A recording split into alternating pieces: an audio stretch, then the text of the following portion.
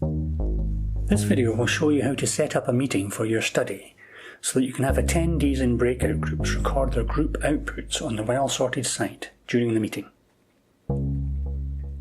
Before you start creating the new meeting in the system, it would be helpful that you are sure of what coloured breakout groups you intend to set up.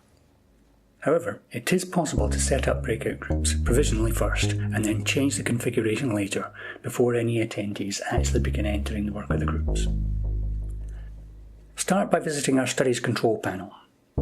Click on Results and scroll down the Results page until you see the button that takes you to your meetings. Click on that button. Your Meetings page lists all the meetings you've already created.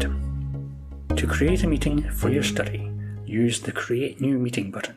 This takes you to the page to create a new meeting.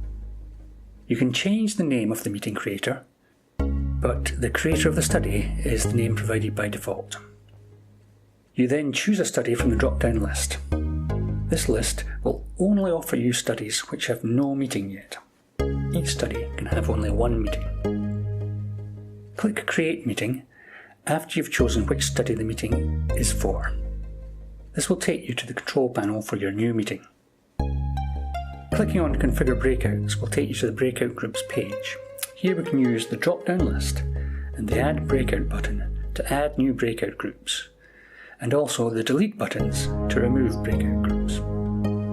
Let's suppose that in fact our study has 6 colour groups, red through yellow. Let's also suppose that no attendees want to join the orange group, but that the red group is oversubscribed and you've decided to have 2 red groups. This is how we configure the breakouts to fit in with that scenario. Firstly, click on the drop-down list to add a breakout and choose Red B. Notice that it also says that this will change the red group to be labelled Red A.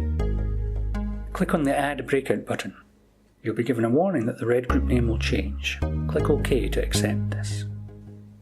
Notice that there are now 2 red groups, Red A and Red B. Now we're going to remove the orange group. Click the Delete button on the row for the orange group. You will be warned that this will delete any data that attendees might have already entered into this group. Click OK to accept this. The reason for the warnings with these actions is that they alter the structure of your breakout groups, and where that's done by mistake while groups were entering their work, it might affect your meeting adversely.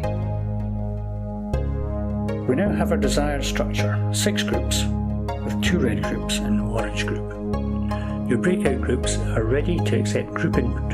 You can go ahead and communicate the URL in the box to your attendees so that they can get on and enter the outputs from the group discussions.